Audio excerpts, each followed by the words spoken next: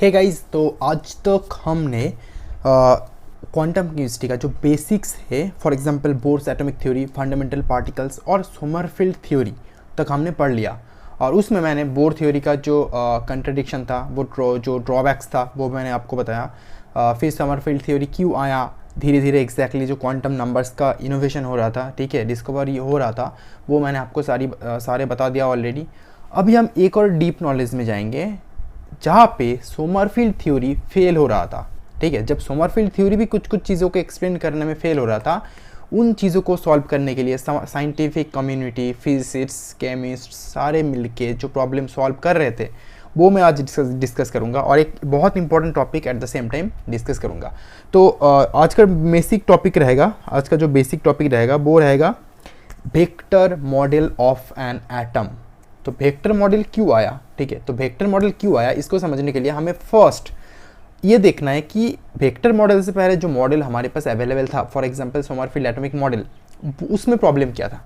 तो Sommerfeld atomic model का जो फर्स्ट प्रॉब्लम था वो बोर थ्योरी लाइक था, क्योंकि जो बोर और सोमरफेल्ड मॉडल था वो हाइड्रोजन और हाइड्रोजन लाइक सिस्टम्स के लिए एप्लीकेबल था। फॉर एग्जांपल जो वन इलेक्ट्रॉन सिस्टम सिस्टम के लिए वो एप्लीकेबल था, मल्टी इलेक्ट्रॉनिक सिस्टम के लिए वो एप्लीकेबल नहीं था। ये प्रॉब्लम था स्पेशली हमारा बोर सोमरफेल्ड जो मॉडल था उस मॉडल का, ठीक है। लेकिन सेकेंड एक प्रॉब्लम जो क्रिएट हो रहा था सोमरफेल्ड मॉडल से, सोमरफेल्ड मॉडल क्या कर रहा था, बोर थ्योरी से जो हम फाइन स्पेक्ट्रम को एक्सप्लेन नहीं कर पा रहे थे, ठीक है, बोर थ्योरी से हम फाइन स्पेक्ट्रम को एक्सप्लेन नहीं कर पा रहे थे, लेकिन सोमरफेल्ड थ्योरी वो फाइन स्पेक्ट्रम को एक्सप्लेन कर पा रहा था। लेकिन एक स्पेक्ट्रोस्कोपी में एक स्पेक्ट्रा का जो इंटेंसिटी होती है, ठीक है, जो इंटेंसिटी मतलब इसमें इंटेंसिटी इन दैट मीन्स जो प्लॉट हमें मिलता है उसका जो हाइट होती है, ठीक है, एम्पलीट्यूड होती है, वो हाइट, वो एम्पलीट्यूड, ठीक है, वो इंटेंसिटी सोमरफेल्ड थ्योरी फेल हो रहा था एक्सप्लेन करने में। थर्ड एक और ड्रॉबैक था Bohr Sommerfeld theory, Bohr effect, Paschen Back effect और स्टार्क इफेक्ट, तीनों इफेक्ट को एक्सप्लेन करने में भी फेल हो रहा था। जीवन इफेक्ट क्या होता है, मान लो एक स्पेक्ट्रल लाइन जनरली हमें दिखता है लो रेजोल्यूशन में, हमें दिखता है कि एक ही लाइन है यहाँ पे, लेकिन एक्चुअली में यहाँ पे एक लाइन होता है, मान लो यहाँ पे 2 या 3 लाइन होता है प्रेजेंट, ठीक है। तो हाई रेजोल्यूशन में हमें वो 3 लाइन या 4 लाइन या 2 लाइन मिल जाता है, मतलब जो एक स्पेक्ट्रल लाइन जो फाइन स्पेक्ट्रम में डिवीजन हो जाती है, अगर हम उसको एक एक्सटर्नल फील्ड में रखें, ठीक है, एक्सटर्नल फील्ड क्या, अगर जीमैन इफेक्ट के लिए एक्सटर्नल फील्ड होगा कोई भी मैग्नेटिक फील्ड, पैसेनबेक इफेक्ट में एक्सटर्नल फील्ड क्या होगा, कोई भी वीक मैग्नेटिक फील्ड, और स्टार्क इफेक्ट में एक्सटर्नल फील्ड क्या होगा, कोई एक्सटर्नल इलेक्ट्रिक फील्ड। तो अलग अलग फील्ड में क्या होता है, एक पार्टिकुलर जो स्पेक्ट्रल लाइन होता है वो डिफरेंट अदर लाइन में डिवाइड हो जाता है, ठीक है, डिफरेंट अदर लाइन में डिवाइड हो जाता है, मतलब एक लाइन था वो 3 या 4 या सिस्टम के हिसाब से अलग अलग लाइन्स में डिवाइड हो जाता है, मतलब फाइन स्पेक्ट्रम हमें मिल जाता है, ठीक है। अब चौथा जो प्रॉब्लम था बोर सोमरफेल्ड मॉडल का, वो था कि electronic distribution in poly electronic system.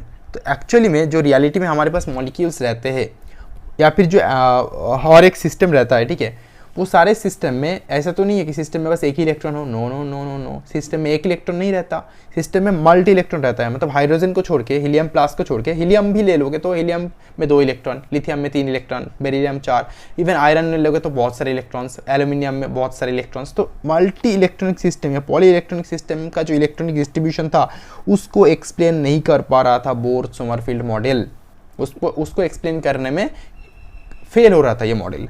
तो इसको सॉल्व करने के लिए साइंटिफिक कम्युनिटी, एक और नया जो साइंटिफिक कम्युनिटी थे उसमें कौन कौन थे मैं आपको बता दूं, बोर थे, समरफील्ड थे, देन आलेनबेक थे, गाउडस्मिथ थे, पाउली थे, देन लैंडे थे, स्टर्न थे, गर्लिक थे, ठीक है। तो ये साइंटिस्ट के ग्रुप्स मिलके क्या किया, उन्होंने एक मॉडल डेवलप किया जिस मॉडल का नाम है वेक्टर एटम मॉडल और atomic model, vector atomic model, ठीक है। तो इस पार्टिकुलर मॉडल से हम उस पार्टिकुलर चीज़ों को जो हम बोर सोमरफेल्ड मॉडल को मॉडल में एक्सप्लेन नहीं कर पा रहे थे वो उसको एक्सप्लेन करेंगे, ठीक है।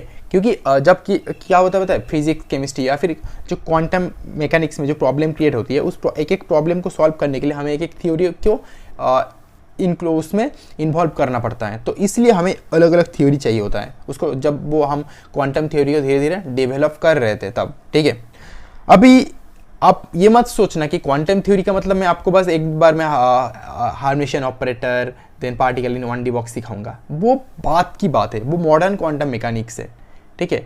जो अभी क्वांटम मैकेनिक्स को डेवलप करने के लिए हमें जो चीज़ें चाहिए, क्योंकि फ्यूचर में आप कुछ भी क्वेश्चन पूछ सकते हो। अगर मैं आपको ग्राउंड स्टेट टर्म सिंबल सिखाऊं, जो मैं नेक्स्ट वीडियो में सिखाऊंगा, तो आप बोलोगे ये टर्म सिंबल मतलब ये जो स्टेट्स टर्म्स है ये कहाँ से आ रहा है, इसका ओरिजिन कहाँ से है, तो ये सारे क्वेश्चन आप पूछोगे। तो उसके लिए हमें वेक्टर मॉडल को समझना बहुत इंपॉर्टेंट है, ठीक है। अगर आपको सीखना है तो समझना पड़ेगा। और अगर मान लो आप एग्जाम के बस मार्क्स के लिए कर रहे हो, और मार्क्स के लिए कर रहे हो आधा अधूरा नॉलेज लेके, देन आप ये वीडियो स्किप करके नेक्स्ट वीडियो में जा सकते हो, बस ग्राउंड स्टेट टर्म सिंबल के लिए, ठीक है। क्योंकि ये टॉपिक आपका कंसेप्ट का क्लियर करेगा, ठीक है। कंसेप्ट क्लियर होना बहुत इंपॉर्टेंट है कोई भी एग्जाम क्रैक करने के लिए। चलो टाइम वेस्ट ना करके अब स्टार्ट करते हैं वेक्टर एटॉमिक मॉडल। और तो कान में ईयरफोन डाल लो, डिस्ट्रैक्शन नहीं होनी चाहिए, क्योंकि डिस्ट्रैक्शन होगा तो फोकस नहीं कर पाओगे, ठीक है। तो कान में ईयरफोन डाल लो और शुरू करते हैं आज का वीडियो। तो वेक्टर एटॉमिक मॉडल का जो 3 पिलर्स होती है, बेसिकली वेक्टर एटॉमिक मॉडल्स का बेसिकली 3 अलग अलग पिलर्स होती है। फर्स्ट पिलर क्या है, कंसेप्ट ऑफ स्पेशल क्वांटाइजेशन, तो ये क्या है मैं बताऊंगा। सेकंड पिलर ये है concept of spinning electron. Third pillar जो है वो है पाउली एक्सक्लूशन प्रिंसिपल, ठीक है। तो वेक्टर एटॉमिक मॉडल से हमें वेक्टर एटॉमिक मॉडल को डेवलप करने के लिए हमें 3 अलग अलग पिलर की जरूरत पड़ती है, या फिर एक एक करके हमने सारे पिलर्स को डेवलप किए हैं, उसके बाद ये हमारा वेक्टर एटॉमिक मॉडल क्रिएट हो गया, ठीक है। फर्स्ट जो कंसेप्ट है, concept of special quantization, what is that, the first one, what is the concept of special quantization. Special quantization क्या है, देखो स्पेशल क्वांटाइजेशन का जो कंसेप्ट था वो फर्स्ट साइंटिस्ट सोमरफील्ड ने इनोवेट किए थे, साइंटिस्ट सोमरफील्ड ने स्टार्ट किए थे उसको एक्सप्लेन करने के लिए, ठीक है, जो स्पेशल क्वांटाइजेशन का थ्योरी था। तो उन्होंने जीमैन इफेक्ट का हेल्प लिया। जीमैन इफेक्ट पे क्या बोला मैंने, जीमैन इफेक्ट क्या होता है, अगर हम कोई भी एक्सटर्नल फील्ड में, एक्सटर्नल फील्ड ऑफ फोर्स में एक एटम को रखे, ये मान लो 2 एक्सटर्नल फील्ड है, इस एक्सटर्नल फील्ड में अगर हम कोई भी एटम को रखे, या फिर ये एटम को अगर हम एक्सटर्नल फील्ड में रखे, एक्सटर्नल मैग्नेटिक फील्ड में रखे अकॉर्डिंग टू जीमैन इफेक्ट, ठीक है, तो क्या होता है, एक स्पेक्ट्रल लाइन मान लो पहले मिल रहा था हमें, वो क्या होता है मल्टीपल लाइन में डिवाइड हो जाता है, ठीक है। एक स्पेक्ट्रल लाइन मल्टीपल लाइन में वो डिवाइड हो जाता है अगर हम उसको एक पार्टिकुलर एटम को एक पार्टिकुलर एक्सटर्नल मैग्नेटिक फील्ड में रखें, ठीक है। मैग्नेटिक फील्ड में ही रखना है जीमैन इफेक्ट के लिए। स्टार्क इफेक्ट के लिए हमें उसको इलेक्ट्रिक फील्ड में रखना है। तो हम समरफील्ड क्या किए थे, उन्होंने जीमैन इफेक्ट कंसिडर करके ये जो स्पेशल क्वांटाइजेशन का कंसेप्ट है उसको डेवलप किए थे। तो इसमें होता क्या था, इन जनरली हमें क्या लगता था, ये एक एटम है, ये एक एटम है, इसके यहाँ पे न्यूक्लियस है, और यहाँ पे जो है वो इलेक्ट्रॉन है। तो इलेक्ट्रॉन क्या कर रहा है, यहाँ पे इलेक्ट्रॉन इस पार्टिकुलर सिस्टम में रिवॉल्व कर रहा है, इलेक्ट्रॉन्स आर रिवॉल्विंग, है ना। जब electrons are revolving, then what kind of force are creating on that, generating on the electrons. Electrons के ऊपर कौन सा फोर्स अप्लाई हो रहा है, या फिर इलेक्ट्रॉन्स के ऊपर कौन सा इफेक्ट काम कर रहा है, वो है ऑर्बिटल इफेक्ट, क्योंकि वो इलेक्ट्रॉन हर एक ऑर्बिटल में स्पिन कर रहा है, ऑर्बिटल में घूम रहा है, ऑर्बिटल में रिवॉल्व कर रहा है। जब ऑर्बिटल में रिवॉल्व करेगा तो इलेक्ट्रॉन का जो मोमेंटम रहेगा वो क्या रहेगा, only orbital momentum, orbital momentum, ठीक है। इलेक्ट्रॉन का कौन सा मोमेंट रहेगा, इलेक्ट्रॉन का बस ऑर्बिटल मोमेंटम रहेगा, ठीक है। तो ये ऑर्बिटल मोमेंटम को साइंटिस्ट ने पहले क्या सोच रहे थे कि ये एक स्केलर क्वांटिटी है, इसका बस वैल्यू मिलता है हमें, ऑर्बिटल मोमेंटम का एक वैल्यू मिलता है, ठीक है। लेकिन एक बात सोचो, अकॉर्डिंग टू अगर हम थोड़ा डीप में सोचे तो क्या होता है, एक इलेक्ट्रॉन जब इस एटम के चारों तरफ घूमता है, वो रिवॉल्व करता है, तब ये ऐसे कभी इस डायरेक्शन में फ्लो कर रहा है, कभी इस डायरेक्शन में फ्लो कर रहा है, कभी इस डायरेक्शन में घूम रहा है, कभी इस डायरेक्शन में घूम रहा है, तो एक डायरेक्शन हमेशा रहता है सिस्टम में, है ना। तो एक डायरेक्शन एज हमेशा रहता है। तो वहाँ से समरफील्ड ने ये कंक्लूजन निकाला, ठीक है, हम बस वैल्यू से, बस एक न्यूमेरिकल वैल्यू से हम एक सिस्टम को एक्सप्लेन नहीं कर सकते, हमें उसका डायरेक्शन भी दिखाना होगा। तो जिसका डायरेक्शन और वैल्यू दोनों रहता है उसको हम क्या बोलते हैं, उसको एक वेक्टर बोलते हैं। इसीलिए जो ऑर्बिटल मोमेंट होगा वो एक वेक्टर क्वांटिटी होगा। ये सोमरफील्ड, साइंटिस्ट सोमरफील्ड ने ये कंक्लूजन निकाला कंसेप्ट ऑफ स्पेशल क्वांटाइजेशन में, ठीक है। तो क्या होगा ना, ऑर्बिटल मोमेंट एक वेक्टर क्वांटिटी होगा। क्लियर हुआ। अब आ जाओ एक और छोटे से पार्ट में कि ये जो वेक्टर क्वांटिटी होगा ना, देखो स्पेशल क्वांटाइजेशन का मतलब क्या है, क्वांटाइजेशन का मतलब क्या है, क्वांटाइजेशन का मतलब होता है हमें डिफरेंट अलग अलग एनर्जी लेवल्स, डिफरेंट अलग अलग एनर्जी स्टेट्स मिलेंगे। तो पर्टिकुलर डिफरेंट एनर्जी स्टेट्स में हर एक स्टेट के लिए अलग अलग वेक्टर हमें चाहिए, हर एक स्टेट के लिए हमारे अलग अलग वेक्टर चाहिए। मतलब स्टेट, इस स्टेट के लिए एक वेक्टर मिलेगा, एक वैल्यू मिलेगा, सेकंड स्टेट के लिए एक वैल्यू वेक्टर मिलेगा, थर्ड स्टेट के लिए वैल्यू वेक्टर मिलेगा, और ये 3 डायमेंशनली क्रिएट होगा, ठीक है। स्पेशल मतलब होता है कि हर एक डायरेक्शन में 3 डायमेंशनली। तो अगर तो ये एक एटम में, अगर एक एटम में, एटम तो 3 डायमेंशनल होता है, एक स्फेरिकल टाइप का होता है, ठीक है, एटम को 3 डायमेंशनल हम उसको एक्सप्लेन कर सकते हैं। तो एक एटम में कोई भी फोर्स को, कोई भी इफेक्ट को, कोई भी मोमेंट को हमें एक डायरेक्शन में दिखाना होगा हमेशा, because it is a vector quantity. तो उस पर्टिकुलर डायरेक्शन में दिखाने के लिए हमें ओवरऑल होल सिस्टम, मतलब मान लो एक एटम, उसको क्या करना है, हमें एक पर्टिकुलर फील्ड में वो प्रेजेंट है, ये हमें सोचना है, ठीक है, एक particular external force of field में प्रेजेंट है, वो हमें सोचना है हमेशा, ताकि वो उस एटम के हर एक इलेक्ट्रॉन के ऊपर same amount of force apply हो। और अगर same amount of force her एक इलेक्ट्रॉन के ऊपर अप्लाई होगा, देन व्हाट विल हैपन, उस सिस्टम को एक एक्सटर्नल फोर्स से हम एक्सप्लेन इजीली कर सकते हैं। अगर मान लो हर एक इलेक्ट्रॉन के ऊपर अलग अलग फोर्स की अप्लाई हो रहा है, तो हम बाहर से अगर हम कोई एक्सटर्नल फोर्स अप्लाई नहीं करेंगे, तो हमें क्या कैसे पता चलेगा कि with respect to this external force हमें ये ऑर्बिटल मोमेंट का वैल्यू मिल रहा है।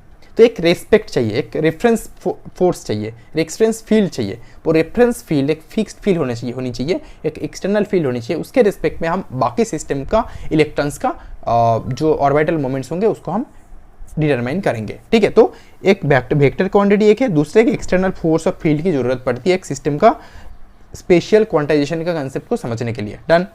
सेकेंड जो कंसेप्ट आता है वो स्पिनिंग इलेक्ट्रॉन। तो पहले साइंटिस्ट को बस ये लगता था जो एक इलेक्ट्रॉन होता है बस यहाँ पे रिवॉल्व करता है, ठीक है, एक इलेक्ट्रॉन एक सिस्टम को बस रिवॉल्व करता है। तो पर्टिकुलरली साइंटिस्टों को ये चीज़ें समझ में आ गई कि एक इलेक्ट्रॉन बस न्यूक्लियस को रिवॉल्व ही नहीं करता, एट द सेम टाइम वो इलेक्ट्रॉन न्यूक्लियस के चारों तरफ जब रिवॉल्व करता है ना, एट द सेम टाइम अपने जो एक्सिस है, खुद के जो एक्सिस है, जैसे कि अर्थ का अपना एक्सिस होता है, अब अर्थ स्पिन भी करता है, सेम एक्सिस में इलेक्ट्रॉन भी अपने खुद के एक्सिस में स्पिन करता है, ठीक है। इस इलेक्ट्रॉन बस रिवॉल्व भी नहीं करता, स्पिन करते करते रिवॉल्व करता है। ये साइंटिस्टों को ये बात है समझ में आई। और ये कौन से एक्सपेरिमेंट से समझ में आई बताओ? स्टर्न गर्लिक एक्सपेरिमेंट से समझ में आया। तो स्टर्न गर्लिक कौन थे? देखो, स्टर्न गर्लिक। तो ये दोनों साइंटिस्ट ने मिलके क्या क्या, उन्होंने जो स्पिन का कंसेप्ट है, ये दोनों साइंटिस्ट ने मिलके जो स्पिन का कंसेप्ट है उसको प्रूव किया, ठीक है, उसको प्रूव किया, ठीक है। और for the first time spin का कंसेप्ट जिन्होंने लेके आए थे वो थे ये दोनों साइंटिस्ट, कंसेप्ट ऑफ स्पिन, याद रखना इसको। ये दोनों साइंटिस्ट ने फर्स्ट स्पिन का कंसेप्ट लेके आए थे और ये दोनों साइंटिस्ट स्टर्न गर्लिक एक्सपेरिमेंट के थ्रू स्पिन होता है एटम में इलेक्ट्रॉन्स का, वो प्रूव किए थे थ्रू एक्सपेरिमेंटल मेथड, राइट। तो हमें अभी कंसेप्ट ऑफ स्पिन इलेक्ट्रॉन ये किस तरीके से काम करता है सिस्टम में वो हमें एक्सप्लेन करना है। देखो, सोमरफेल्ड जो मॉडल था, मैंने पहले भी उसका लिमिटेशंस आपको बता दिया। तो सोमरफेल्ड मॉडल क्या बोला था मैंने, बस हाइड्रोजन का जो फाइन स्पेक्ट्रम होता है ना उसको एक्सप्लेन करता है, हाइड्रोजन का जो फाइन स्पेक्ट्रम होता है उसको एक्सप्लेन कर सकता है, but exact number of fine spectrum, मतलब हमें फाइन स्ट्रक्चर तो मिल रहा है लेकिन एग्जैक्टली कितने स्ट्रक्चर्स मिलेंगे, मान लो एक था, एक से कितने होंगे, 2 होंगे या 3 होंगे, ठीक है। तो 2 या 3 एग्जैक्टली कितने होंगे इन प्रेजेंस ऑफ, अगर एक्सटर्नल फील्ड हो, एक्सटर्नल फील्ड नहीं हो, ठीक है, कितने अलग अलग फाइन स्पेक्ट्रम हमें मिलेंगे, नंबर ऑफ फाइन स्पेक्ट्रम मिलेंगे, एग्जैक्टली कितने, वो हाइड्रोजन के लिए भी वो एक्सप्लेन नहीं कर पा रहा था, ठीक है। जो सोमरफेल्ड मॉडल था वो हाइड्रोजन के लिए भी एक्सप्लेन नहीं कर पा रहा था एग्जैक्टली, ऑल दो हाइड्रोजन 1 इलेक्ट्रॉनिक सिस्टम में। तो प्रॉब्लम तो है सोमरफेल्ड मॉडल में भी। तो इसको देखते हुए स्टर्न गर्लिक एक्सपेरिमेंट के थ्रू और जो कंसेप्ट था अर्नेल-लॉक और गाउड-स्मिथ, ये दोनों साइंटिस्ट ने मिलकर स्पिन का कंसेप्ट इंट्रोड्यूस किया। और स्पिन का कंसेप्ट इंट्रोड्यूस करते हुए उन्होंने क्या किया, सिस्टम में स्पिन भी प्रेजेंट है, इलेक्ट्रॉन का स्पिन मोमेंट भी रहता है, वो निकाला। तो उस कंसेप्ट में थोड़ी एक मिनट बाद आ रहा हूँ, लेकिन उससे पहले हम कुछ चीज़ें को समझ लेते हैं, ठीक है, प्रॉब्लम क्या हो रहा था, ताकि हमें स्पिन को लेके आना पड़ा, ठीक है। तो उन्होंने क्या किया, सोडियम एटम लिया पहले। सोडियम एटम में एक येलो लाइन मिलता है जिसको हमें डी लाइन बोलते हैं। सोडियम का जो स्पेक्ट्रम, अगर हम स्पेक्ट्रोस्कोपी करेंगे सोडियम एटम का, तो हमें एक डी लाइन मिलता है, येलो डी लाइन, ठीक है। और वो डी लाइन डी लाइन को हम दो पार्ट में, डी लाइन का, डी लाइन को दिखते हैं एक्चुअली एक लाइन, अगर हायर रेजोल्यूशन में अगर हम इसको देखें तो एक्चुअली डी लाइन दो लाइन का ऐसे कॉम्बिनेशन होता है, first D1 line, second D2 line. तो D1 लाइन का ये आर्मस्ट्रांग होता है इसका पोजीशन, से D2 लाइन का पोजीशन ये होता है, ठीक है। और इन दोनों में जो डिफरेंस होती है, देखो इन दोनों में डिफरेंस सब्सट्रैक्ट करोगे तो आएंगे 6 आर्मस्ट्रांग, नियरली 6 आर्मस्ट्रांग, मतलब बहुत कम डिफरेंस इनमें। सिमिलरली अगर हम मैग्नीशियम को ले, उसका एक लाइन को अगर हम देखें हायर रेजोल्यूशन में तो क्या मिलेंगे हमें, अलग अलग 3 लाइन्स मिलेंगे, ठीक है। लेकिन अगर हम Hg का ले, Hg मर्करी का ले, देन क्या होता है, उसका एक लाइन हायर रेजोल्यूशन में देखने से 3 लाइन तो मिलेंगे, लेकिन 2 लाइन के बीच में जो गैप होगा वो देखो 1400 आर्मस्ट्रांग होगा। व्हाई इज दैट, ये क्यों है, इतना ज्यादा क्यों है, यहाँ पे तो 6 आर्मस्ट्रांग हो रहा है, यहाँ पे तो 1400 हो रहा है। Okay, that means for lighter atoms के लिए और हेवियर एटम्स के लिए जो स्पिनिंग का कंसेप्ट होगा वो अलग अलग होगा, इसको समझ लो। हमें लाइटर एटम्स के लिए जो थ्योरी हमें डेवलप करना है और हेवियर एटम्स के लिए जो हमें थ्योरी डेवलप करना है वो थ्योरी अलग अलग होगा। क्लियर हुआ? और इसको याद रख लेना, समझ गया ना, इसको याद रख लेना, लाइटर एलिमेंट्स और हेवियर एलिमेंट्स के लिए अलग अलग होगा। और मैं पाउली एक्सक्लूशन प्रिंसिपल जब समझाऊंगा तब आपको दिखा भी दूंगा कि किस तरीके से वो अलग अलग होगा, ठीक है। चलो आगे बढ़ते हैं। अब प्रॉब्लम हुआ था सोडियम का, अगर हम देखें तो मैंने क्या बोला, एक लाइन से हमें हायर रेजोल्यूशन में 2 लाइन मिल रहा था, एक D1 लाइन, दूसरा D2 लाइन, क्लियर। लेकिन ये कोई without the presence of any magnetic field, मतलब मैग्नेटिक फील्ड के एब्सेंस में हमें D1 D2 लाइन मिल रहा था हायर रेजोल्यूशन में। लेकिन जब हम इसको स्ट्रॉन्ग मैग्नेटिक फील्ड में रखेंगे, मतलब मॉडरेटली स्ट्रॉन्ग, बहुत स्ट्रॉन्ग नहीं, बस एवरेज मॉडरेट मैग्नेटिक फील्ड में अगर हम इस सिस्टम को, सोडियम को रख दे, तो जो 2 D लाइन थे ना, D1 और D2, D1 लाइन 4 और लाइन में डिवाइड हो जाता है, D2 लाइन 6 और लाइन से डिवाइड हो जाती है। टोटल हमें कितने लाइन्स मिलते हैं, टोटल हमें 10 लाइन्स मिल जाते हैं अगर हम इसको एक्सटर्नल फील्ड में रखेंगे तो, ठीक है। तो जब एक्सटर्नल फील्ड में रखने के बाद इसका और लाइन्स मिल रहा है, देन साइंटिस्टों को ये समझ में नहीं आ रहा है कि ये स्पेक्ट्रल फेनोमेना क्यों क्रिएट हो रहा है, ये स्पेक्ट्रल फेनोमेना क्यों क्रिएट हो रहा है। ओके, तो इसका एक्सप्लेनेशन क्या होगा, हम क्या पढ़ रहे हैं, कंसेप्ट ऑफ स्पिनिंग इलेक्ट्रॉन। तो इसको समझाते हुए साइंटिस्ट, जैसे कि मैंने बोला, उलेनबेक एंड गाउडस्मिथ, ये दोनों 1925 में कंसेप्ट लेके आए थे, स्पिन ऑफ द इलेक्ट्रॉन। तो स्पिन ऑफ द इलेक्ट्रॉन, इस कंसेप्ट को हम इंट्रोड्यूस करेंगे तो हम इस जो स्पेक्ट्रल डिवीजन हो रहा है ना मॉडरेटली स्ट्रॉन्ग मैग्नेटिक फील्ड में, इसको हम एक्सप्लेन कर सकते हैं कि किस लिए ये हो रहा है। तो इसका एक्सप्लेनेशन मैं अभी दूंगा नहीं, ये जीमैन इफेक्ट और एनामुलस जीमैन इफेक्ट में इसको मैं समझाऊंगा, जो नेक्स्ट वीडियोस में होंगे, ठीक है। क्योंकि अभी अगर समझाऊंगा तो ऐसे डिटैच हो जाएंगे हम वेक्टर मॉडल से, ठीक है। तो इसको मैं किस तरीके से हम इतने लाइंस मिलेंगे, मैथमेटिकल जो क्वांटम मैकेनिकल कैलकुलेशंस होंगे वो मैं जीमैन और एनामुलस जीमैन इफेक्ट में आपको समझा दूंगा। अभी फिलहाल याद रखो इस तरीके से इसका स्प्लिटिंग होती है, क्लियर। चलो अब देखो, पहले मैंने क्या बोला था, हमें एक एटम में से क्या मिल रहा था, यहाँ पे न्यूक्लियस, यहाँ पे इलेक्ट्रॉन। तो इलेक्ट्रॉन को क्या, बस ऑर्बिटल मोशन था इलेक्ट्रॉन का। तो इलेक्ट्रॉन का पहले हमें ऑर्बिटल मोशन तो मिल ही रहा था।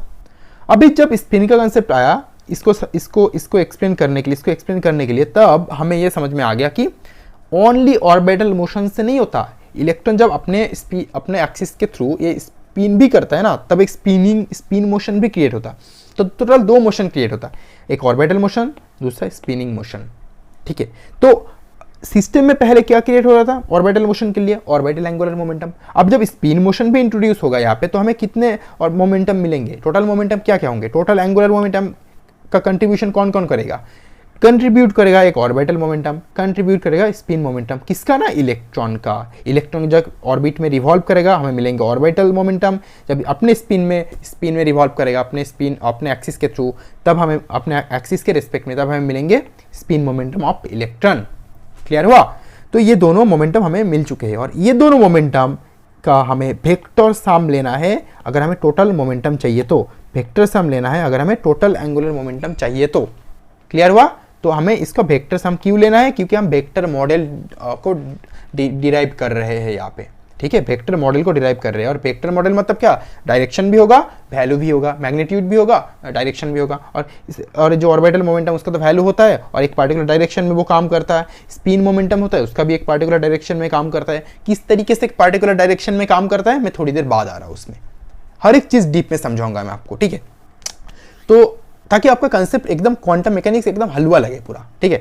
चलो अब बात कर लेते हैं एक छोटा सा बाहर के टॉपिक पे मैं इंट्रोड्यूस करता हूँ। तो बस ये कंक्लूजन जो लिखा मैंने इसको समझाऊंगा। आपने अगर थर्ड ईयर के इनऑर्गेनिक केमिस्ट्री पढ़े होंगे, कोऑर्डिनेशन केमिस्ट्री में, अगर नहीं पढ़े होंगे जब पढ़ोगे तब पता चल जाएगा, ठीक है। तो उसमें एक टॉपिक था मैग्नेटिक मोमेंट, और मैग्नेटिक मोमेंट्स का जो स्पिन ऑनली वैल्यू है उसमें ऑर्बिटल कंट्रीब्यूशन जब होता है तो जो टोटल मैग्नेटिक मोमेंट होता है तो इंक्रीज हो जाता है अपने आप से। ये आपको पता है ऑलरेडी, और नहीं है तो पढ़ लेना CFT के लास्ट में, एमओ थ्योरी के बाद में, ओके, चार्ज ट्रांसफर स्पेक्ट्रा के आजू बाजू है।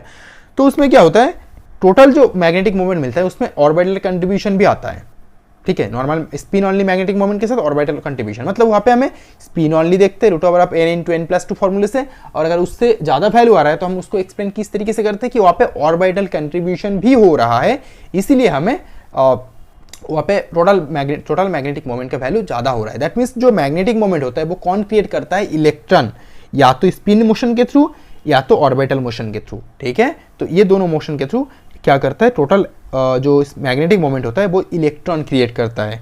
इसीलिए देखो, अगर इलेक्ट्रॉन का ऑर्बिटल मोमेंटम भी रहेगा, स्पिन मोमेंटम भी रहेगा, तो हमें टोटल जो मैग्नेटिक मोमेंट मिलेंगे वो ऑर्बिटल और स्पिन दोनों से मिलेंगे। और नहीं तो अगर हम एक का कंसिडर करेंगे तो स्पिन होगा, दोनों को कंसिडर करेंगे तो ऑर्बिटल प्लस स्पिन होगा। क्लियर। तो ये थोड़ा सा दूर का टॉपिक है जो बाद में इसको अप्लाई किया गया था। डन। अभी हमें जो सेकंड टॉपिक है, सेकंड टॉपिक मीन्स ये वाला जो टॉपिक है कंसेप्ट ऑफ स्पिनिंग इलेक्ट्रॉन, इसको और डीप में समझने के लिए हमें एक और टॉपिक समझना है, वो है क्वांटम नंबर्स। ठीक है, आप सोचोगे क्वांटम नंबर्स इसमें मैं क्यों इंक्लूड कर रहा हूँ। देखो, जब वेक्टर मॉडल डेवलप हो रहा था धीरे धीरे एक एक चीज़ों का इंक्लूजन किया गया था। ठीक है, तो मैं धीरे धीरे इसलिए एक एक करके अंदर जा रहा हूँ। फिर ये जब हो जाएगा फिर हम पाउली एक्सक्लूशन प्रिंसिपल को समझेंगे। डन। ओके, चलो quantum numbers. What are the quantum numbers, आपको ऑलरेडी पता है। एन आप इजीली बोलोगे क्लास 12 से। क्वांटम नंबर्स मीन्स क्या, एन, एल, एम और एस, ये चार क्वांटम नंबर आपको एकदम बेसिक पता है। तो ये बहुत बेसिक लेवल की चीज़ है, ये बहुत बेसिक लेवल की चीज़ें हैं। अगर आपको इतना ही जान के खुश रहना है, यू कांट बी हैप्पी, आपको और डीप में जानना होगा। तो यहाँ पे जो प्रिंसिपल क्वांटम नंबर एन, तो वो तो आपको पता है कि एन की वैल्यू 1 2 3 होती है और डॉट डॉट डॉट होती रहती है। डन। जो ऑर्बिटल क्वांटम नंबर, जिसको आप एजिमुथल क्वांटम नंबर भी बोलते हो according to this class 11-12 concept, उसमें क्या है, उसको हम एल से डिनोट करते हैं। अब यहाँ से आ रहे हैं हम डीप में थोड़ा सा। जो ऑर्बिटल मोमेंटम मिलता है, ऑर्बिटल एंगुलर मोमेंटम मिलता है, ठीक है, ऑर्बिटल एल, ठीक है, एल जिसको हम ऑर्बिटल एंगुलर मोमेंटम बोलते हैं या फिर ऑर्बिटल क्वांटम नंबर बोलते हैं, और इसको हम एजिमुथल क्वांटम नंबर भी बोलते हैं, जो इस तरीके से रिलेट होता है k-1। ठीक है, तो k-1 की क्या है, समरफील्ड थ्योरी का वीडियो, पहले वाले वीडियो देख लो, आपको पूरे कॉन्सेप्ट्स क्लियर हो जाएंगे। Right, okay. अब ये जो इक्वेशन है, एल की वैल्यू है, एल की वैल्यू की जगह 0 होंगे तो हमें एस ऑर्बिटल मिलेंगे, 1 से p, 2 से d, 3 से f और डॉट डॉट 4 से g, इस तरीके से और ऑर्बिटल्स मिलते रहेंगे हमें। ये आपको ऑलरेडी पता है, और नहीं है तो आप धीरे धीरे सब कुछ नोट कर लो। अब जब ऑर्बिटल क्वांटम के लिए, ऑर्बिटल क्वांटम नंबर के लिए हमें ऑर्बिटल एंगुलर मोमेंटम वेक्टर मिलेंगे, तो ऑर्बिटल एंगुलर मोमेंटम वेक्टर को हम दो तरीके से समझा सकते हैं, दो तरीके से दिखा सकते हैं। ठीक है, दो तरीके से एक्सप्रेस कर सकते हैं। फर्स्ट एक्सप्रेशन जो होगा क्वांटम नंबर के बेस के थ्रू। क्वांटम नंबर क्या है, ऑर्बिटल क्वांटम नंबर, जिसको हम किस तरीके से डिफाइन करेंगे, बस एल से। तो जो ऑर्बिटल एंगुलर मोमेंटम वेक्टर होगा, वेक्टर को हम किस तरीके से डिनोट करते हैं, एल के ऊपर एक एरो साइन। तो ये जो वेक्टर होगा ऑर्बिटल एंगुलर मोमेंटम वेक्टर, ये वेक्टर को हम डिफाइन करेंगे जो ऑर्बिटल क्वांटम नंबर, क्योंकि क्वांटम नंबर से डिफाइन करेंगे ना इसको, orbital quantum number multiplied by h/2π हो गया। और इसको एक और तरीके से डिफाइन कर सकते हैं, वो है वेव मैकेनिक्स के थ्रू, जो समरफील्ड मॉडल, एटॉमिक मॉडल होता है वेव मैकेनिक्स, उस वेव मैकेनिक्स के थ्रू हम ऑर्बिटल एंगुलर मोमेंटम वेक्टर को किस तरीके से डिफाइन कर सकते हैं, √L/12+1 मल्टीप्लाइड बाई h/2π। तो याद रखना ये दोनों चीजें, क्वांटम नंबर के थ्रू और वेव मैकेनिक्स के थ्रू। तो ये हो गया हमारा ऑर्बिटल एन एल हो गया। अब मैग्नेटिक को बाद में डिस्कस कर रहा हूँ क्योंकि उसका भी बहुत सारे पार्ट्स है। फाइनली हमने ऑलरेडी स्पिन को इंक्लूड कर लिए कि सिस्टम में स्पिन भी पार्टिसिपेट करता है वेक्टर क्वांटिटी को बढ़ाने के लिए वेक्टर क्वांटिटी में स्पिन भी पार्टिसिपेट करता है। तो हमें क्या मिल रहा है, स्पिन क्वांटम नंबर, जिसको हम एस से समझाएंगे। तो उसका वैल्यू क्या होता है, याद रखना, उसका वैल्यू होता है हाफ, 1/2। स्पिन का वैल्यू होता है हाफ। तो सिमिलरली जो स्पिन का कंसेप्ट आया था, कब आया था, मैंने बोला था 1925 में। कौन कौन से साइंटिस्ट के द्वारा, अलेनबेक और गाउड-स्मिथ के द्वारा। ठीक है, अब spin angular momentum like orbital angular momentum जैसा स्पिन एंगुलर मोमेंटम जो होगा उसका भी दो पार्ट होगा। एक हम क्वांटम नंबर से समझेंगे, दूसरा हम क्या करेंगे, दूसरे को हम ऑफ कोर्स इस तरीके से समझेंगे, वेव मैकेनिक्स के थ्रू समझेंगे, वेव मैकेनिक्स के थ्रू समझेंगे। चलो उसको किस तरीके से लिख सकते हैं हम, उसको इस तरीके लिखेंगे। याद रखना, ये जो एस लिख रहा हूँ ना, ये स्मॉल लेटर का एस है। ठीक है, स्मॉल लेटर का एस है, तो कैपिटल लेटर नहीं, कैपिटल लेटर में मैं बाद में आऊँगा, जब मैं बता दूंगा आपको। अगर मैं बड़ा एस लिख रहा हूँ, बड़ा करके एस लिखूंगा, तो वो कैपिटल लेटर में होगा। यहाँ पे सारे जो है स्मॉल लेटर में है। तो ये एक है जो हम क्वांटम नंबर के थ्रू एक्सप्लेन करेंगे। दूसरा क्या है, दूसरा होगा वेव मैकेनिक्स के थ्रू, √s × s+1 h/2π हो गया। तो हमें मिल चुके हैं दो अलग अलग कंसेप्ट स्पिन के, एक क्वांटम नंबर के थ्रू, स्पिन क्वांटम नंबर के थ्रू, दूसरा स्पिन एंगुलर मोमेंटम को हम वेव मैकेनिक्स के थ्रू एक्सप्लेन कर सकते हैं या फिर उसको डिनोट कर सकते हैं। डन। अब फोर्थ क्वांटम नंबर, देखो बहुत सारे क्वांटम नंबर अवेलेबल है मार्केट में। ठीक है, क्वांटम मैकेनिक्स की दुनिया में बहुत सारे क्वांटम नंबर्स अवेलेबल है। उसमें से हम पाउली एक्सक्लूजन प्रिंसिपल में 4 क्वांटम नंबर का चूज कर लेते हैं, लेकिन एक्चुअली में बहुत सारे है। इसलिए देखो आपको कितने मिल रहे हैं, 3 मिल चुके हैं, 4, 5 और भी मिलेंगे आपको। ठीक है, तो बहुत सारे अवेलेबल है, लेकिन उसमें से हम कुछ ही चूज करते हैं। फोर्थ जो होता है वो टोटल एंगुलर मोमेंटम जे। टोटल एंगुलर मोमेंटम जे क्या है, देखो जब हमें अलग अलग तरीके से एल ऑर्बिटल क्वांटम नंबर मिलता है, सिमिलरली स्पिन क्वांटम नंबर भी मिलता है। तो ऑर्बिटल क्वांटम नंबर कहाँ से आता है, ऑर्बिटल एंगुलर मोमेंटम वेक्टर से आता है। एक वेक्टर क्वांटिटी है, ये स्पिन वेक्टर क्वांटिटी है, राइट। तो ये दोनों जब एक साथ मिल जाता है तो जिसको हम बोलते हैं स्पिन और ऑर्बिट, और स्पिन और ऑर्बिट मोशन अगर एक साथ मिल जाता है सिस्टम में, जिसको हम क्या बोलते हैं, अगर मिल जाए तो हम उसको बोलते हैं स्पिन ऑर्बिट कपलिंग। कपलिंग। तो अगर एक साथ दोनों मिल जाए, मिलके टोटल एंगुलर मोमेंटम क्रिएट कर रहा है, total angular quantum momentum create कर रहा है, total angular momentum, resultant angular momentum अगर क्रिएट कर रहा है, तो उसको हम जे से डिनोट करते हैं। याद रखना, तो जे क्या है, total angular quantum number. Total angular quantum number मतलब स्पिन ऑर्बिट कपलिंग कांस्टेंट को अगर हम स्पिन और ऑर्बिट को कपलिंग करवा दे तो हमें क्या मिलेंगे, टोटल एंगुलर मोमेंटम, जिसको हम जे से डिनोट करेंगे। मतलब स्पिन और जो ऑर्बिटल होता है, इन दोनों का संमिश्रण, इन दोनों का टोटल मिक्स्ड अप जो होके जो बनता है, इन दोनों का रिजल्टेंट जो क्वांटम नंबर है वो। अगर इन दोनों का रिजल्टेंट क्वांटम नंबर हम लेंगे तो इन दोनों का रिजल्टेंट एवरेज एंगुलर मोमेंटम भी आएगा। तो वो एंगुलर मोमेंटम को हम किस तरीके से डिफाइन करेंगे, जैसे कि पहले हमने किए थे, वो हम डिफाइन करेंगे J vector equals to J multiplied by h/2π quantum number के थ्रू, only for with quantum number के थ्रू। और अगर वेव मैकेनिक्स के थ्रू करें तो क्या मिलेंगे हमें, जे √(j +1 h/2π, ये दोनों। तो हमें ये दोनों अलग अलग चीज़ें मिल चुके हैं, एक क्वांटम नंबर के थ्रू, दूसरा वेव मैकेनिक्स के थ्रू, जो टोटल एंगुलर मोमेंटम जो होता है स्पिन और एंगुलर मोमेंटम का कॉम्बिनेशन। ठीक है, अब ये जे को हम इनर क्वांटम नंबर भी बोलते हैं। ठीक, इनर क्वांटम नंबर मतलब ये कॉम्बिनेशन होके बनता है, इसलिए हम इसको इनर क्वांटम नंबर भी बोलते हैं। क्लियर, ये याद रख लेना बस। तो फोर्थ क्वांटम नंबर भी हो गया। अब आ जाओ फिफ्थ क्वांटम नंबर है। फिफ्थ क्वांटम नंबर क्या है, quantum number in special quantization. तो स्पेशल क्वांटाइजेशन में कौन कौन से क्वांटम नंबर यूज होता है, स्पेशल क्वांटाइजेशन का मतलब क्या है, चलो दिखा देता हूँ मैं। ये कंसेप्ट ऑफ स्पेशल क्वांटाइजेशन था ना, यहाँ पे जो थ्योरी मैंने आपको समझा था उसके ऊपर बेस करके जो क्वांटम नंबर को हम इंक्लूड करेंगे। तो देखो यहाँ पे मैग्नेटिक एम फॉर क्या होता है, मैग्नेटिक एम एल एक होगा, एम एस दूसरा होगा, और एम एल और एस को कंबाइन करके एम जे बनेगा। जे क्या टोटल होता है, एस और स्पिन और ऑर्बिट को कपलिंग करके बनता है जे। तो इसमें जो एम एल होगा वो क्या है, वो कौन सा एंगुलर मोमेंटम है, ये है मैग्नेटिक,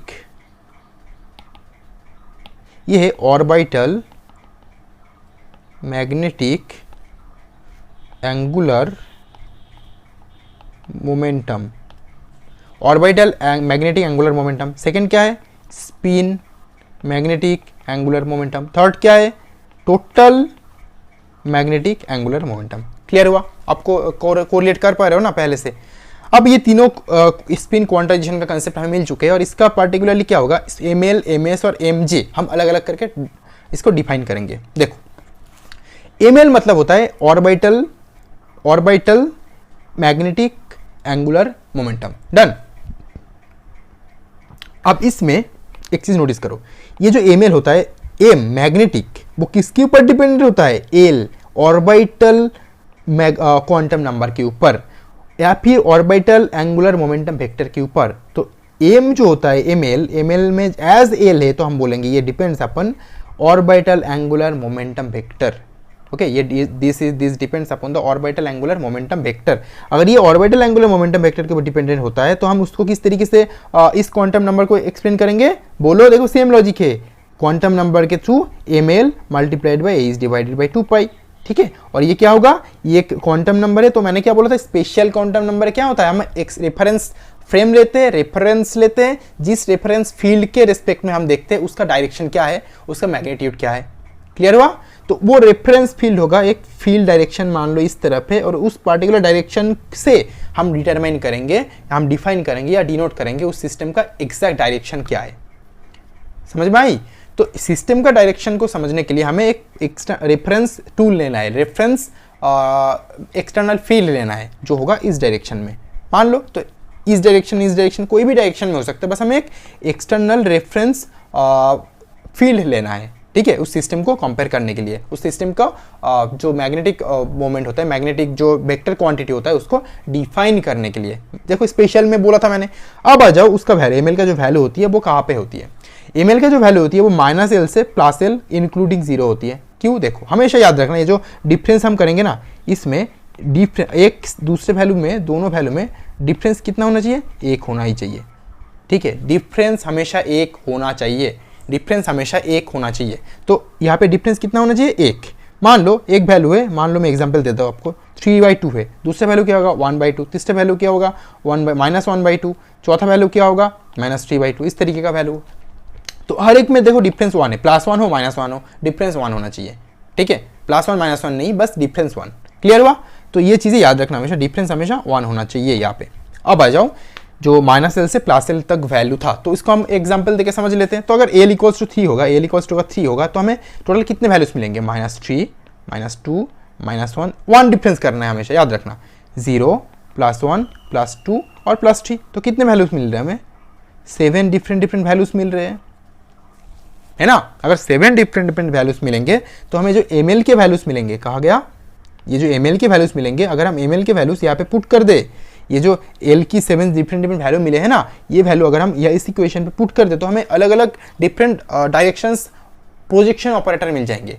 तो आप क्वेश्चन पूछोगे भाई प्रोजेक्शन ऑपरेटर क्या है? ये बहुत कॉम्प्लिकेटेड टर्म है, तो इसको मैं थोड़ा ईजी करके समझाने की कोशिश करता हूँ। तो मैं इस पार्ट को, इस स्पेशल पार्ट को मैं छोटा कर देता हूँ थोड़ा सा, ठीक है, इसको मैं छोटा कर देता हूँ थोड़ा सा, ताकि आपको प्रोजेक्शन वेक्टर में समझा पाऊँ।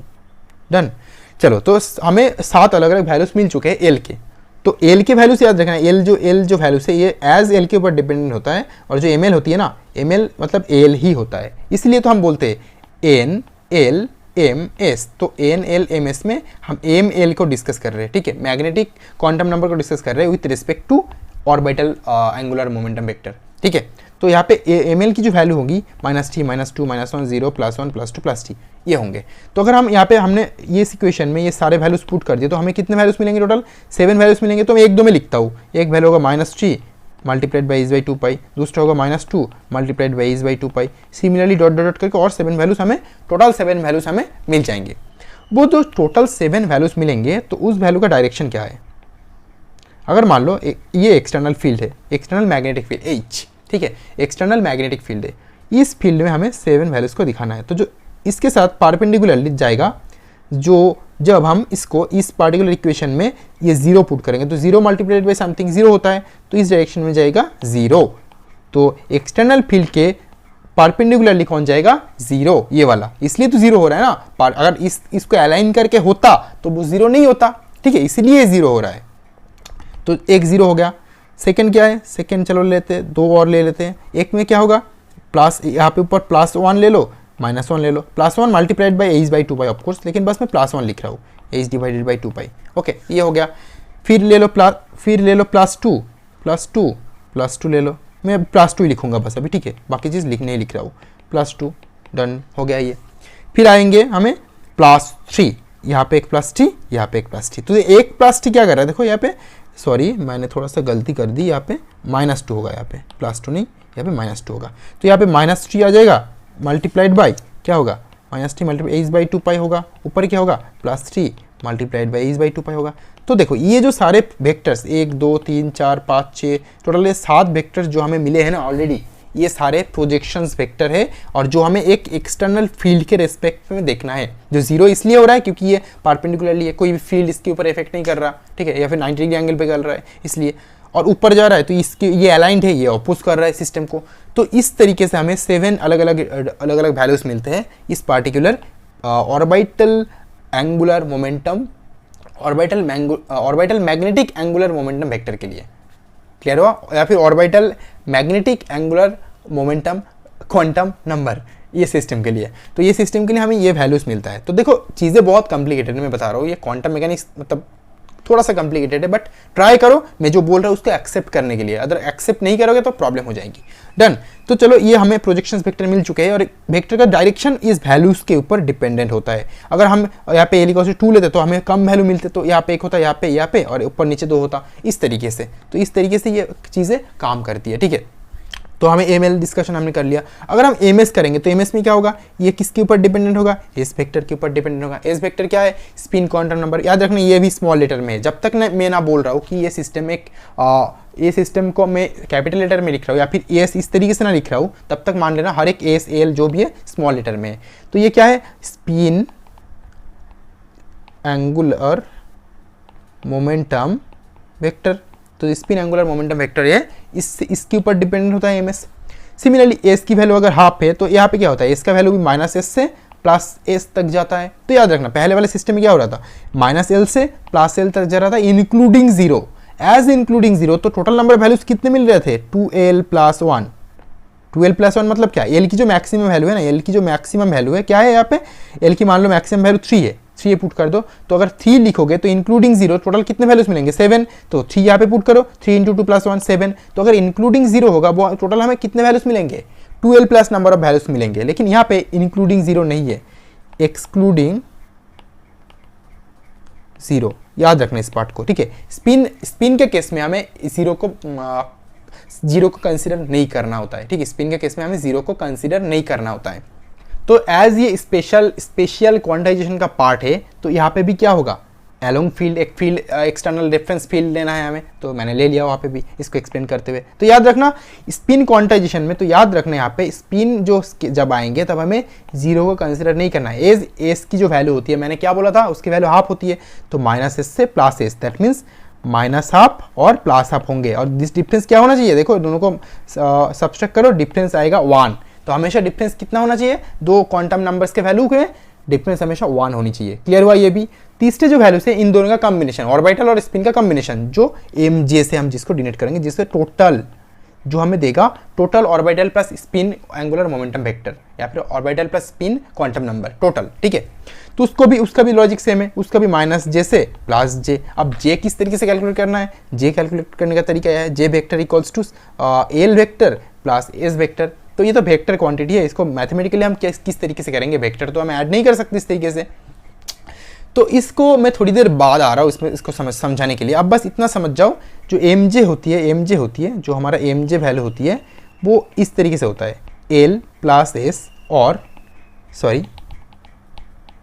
l + s स्मॉल लेटर में लिखा मैंने, और l - s ये वैल्यू इस वैल्यू में होता है। और डिफरेंस कितना होना चाहिए, यहाँ पे भी डिफरेंस याद रखना, डिफरेंस एक वैल्यू से दूसरे वैल्यू का डिफरेंस कितना होना चाहिए, 1 होना चाहिए। क्लियर हुआ। तो l + s और l - s की वैल्यू, हम mj के वैल्यू इस तरीके से निकाल सकते हैं इस पर्टिकुलर सिस्टम के लिए। क्लियर हुआ। तो ये टोटल कॉम्बिनेशन है बस, और कुछ नहीं। तो ये तीनों क्या, इसका भी एक एक्सटर्नल फील्ड चाहिए, इसको एक्सप्लेन करने के लिए हमें एक एक्सटर्नल फील्ड चाहिए, क्योंकि ये भी एक क्या है ना, एक स्पेशल क्वांटाइजेशन का ही पार्ट है। तो हमने तीन चीज़ों के एक्सप्लेन कर लिए हैं। अब जो तीसरा पिलर है जो हम वेक्टर मॉडल को डेवलप करने है, तीसरा जो पिलर है वो है हमारा पाउली एक्सक्लूजन प्रिंसिपल, जो आपको ऑलरेडी पता है, लेकिन इसमें मैं थोड़ा डीप में समझाऊंगा जो आपको पता नहीं है। देखो आपने ऑलरेडी पहले क्या सोचे थे, जो n l m और s, nl m को ml लिखा और s को ms लिखा मैंने, ठीक है। ये आपको ऑलरेडी पता था ये चीज़ें। लेकिन आपको ये पता था थोड़ी n l j m j, ये ऑलरेडी थोड़ी पता था आपको, नहीं पता था ना। तो ये जब हमने जब बचपन में किए थे तब हम बहुत सिंपल सिस्टम के लिए किए थे, बहुत लाइट सिस्टम के लिए किए थे, लाइट एलिमेंट्स के लिए किए थे। तो ये जो है ना सेट 1 4 क्वांटम नंबर, अरे 4 क्वांटम नंबर ही क्यों, मैंने थोड़ी देर पहले 5 या 6 क्वांटम नंबर टोटली दिखाया था मैंने, समेशन करके टोटल लेके हर चीज़ करके। तो हमने 4 ही क्यों लिया, क्वेश्चन तो ये अराइज होता है 4 क्वांटम नंबर हम क्यों लेते हैं, 5 या 6 क्यों नहीं। वहाँ पे जो हमने जे लिए थे, या फिर यहाँ पे भी एम जे कैलकुलेट कर इंट्रोड्यूस कर सकते थे, या फिर एन एल जे कर सकते थे उसके ऊपर, ठीक है। तो उसको इस तरीके से एक्सप्लेन किया जाएगा। हमें एक सिस्टम के इलेक्ट्रॉन्स जो होते हैं उसका पोजिशंस, उसका फीचर्स टोटली कंप्लीटली एक्सप्लेन करने के लिए हमें बस 4 क्वांटम नंबर चाहिए, मिनिमम 4 क्वांटम नंबर चाहिए। तो ज़्यादा क्यों ले हम, अगर 4 से हम एक्सप्लेन कर पा रहे हैं तो हम ज़्यादा क्यों लेंगे, क्लियर हो ना। तो इसीलिए ओनली 4 क्वांटम नंबर हम लेते हैं एक एक सेट में। तो जो ये सेट है ये हम लाइटर एलिमेंट्स के लिए देखते हैं, और जब कोई भी सिस्टम को स्ट्रॉन्ग मैग्नेटिक फील्ड में अगर हम रखेंगे तब ये 4 क्वांटम नंबर्स को हम इंट्रोड्यूस करेंगे। और ये जो 4 क्वांटम नंबर है n l j m j, ये सेट 2 का है जो हेवियर एलिमेंट्स के लिए होगा और जो वीक और ऑर्डिनरी मैग्नेटिक फील्ड में देखा जाएगा। तो इस मैग्नेटिक फील्ड में अगर हमें क्वांटम नंबर को इंक्लूड करना है तो हम इस क्वांटम नंबर इस सेट को देखेंगे, और इस कंडीशंस को सेटिस्फाई करने के लिए हमें इस क्वांटम नंबर्स को देखना है। लेकिन फॉर द टाइम बिंग हमें इसी को ही फॉलो करना है, इसको नहीं। इसको हम यूज करेंगे डिफरेंट जगह पे, इसको हम यूज करेंगे, बट क्वांटम केमिस्ट्री में कहीं पे भी हम इसको यूज नहीं करेंगे एक्सेप्ट वेक्टर एटॉमिक मॉडल को डेवलप करने में, ठीक है। फिर इनऑर्गेनिक केमिस्ट्री में, कोऑर्डिनेशन केमिस्ट्री में थोड़ा सा इसका एप्लीकेशन है, या फिर जब ग्राउंड स्टेट टर्म सिंबल हम कैलकुलेट करेंगे तब थोड़ा सा एप्लीकेशन हो सकता है, अदरवाइज इसका कोई वैल्यू नहीं है, इसका भी भूल जाओ इसके बारे में भी, ठीक है। तो बस याद रखो एक और सेट भी रहता है पाउली एक्सक्लूशन प्रिंसिपल में। तो पाउली एक्सक्लूशन प्रिंसिपल में जो एन होता है उसको हम क्या बोलते हैं, एन को क्या बोलते हैं बताओ, सोचो एन को क्या बोलते हैं हम, एन को हम बोलते हैं प्रिंसिपल क्वांटम नंबर। एल को क्या बोलते हैं, एजीमुथल क्वांटम नंबर। एमएल को क्या बोलते हैं, ऑर्बिटल। ओके, तो ये ऑर्बिटल के ऊपर जो मैग्नेटिक फील्ड डिपेंडेंट होगा वो, that means orbital magnetic quantum number. और एमएस को क्या बोलते हैं, एमएस को हम बोलते हैं spin magnetic quantum number. Clear हुआ। अब सिमिलर इसको, ये ऑलरेडी दोनों सेम है। थर्ड क्या है, टोटल या फिर spin orbit, S plus L spin orbit quantum number, right. MJ क्या है, टोटल, मतलब टोटल का मतलब क्या है, S plus L magnetic quantum number. हुआ ना क्लियर। तो ये चीज़ें हमको ऑलरेडी पता था पहले से, लेकिन सेकंड केस जो मैंने अभी समझा ये पता नहीं था आपको, या फिर इसको एम एल एम एस लिखते थे। हम क्या करते थे, शॉर्ट नैरो सेंस में एन एल एम एस लिख देते थे। एम मतलब क्या होता है, एम एक्चुअली एग्जैक्टली एम क्या, एम ऑर्बिटल के ऊपर डिपेंडेंट जो मैग्नेटिक मोमेंट होता है, मैग्नेटिक वेक्टर होता है, वो एक्चुअली है।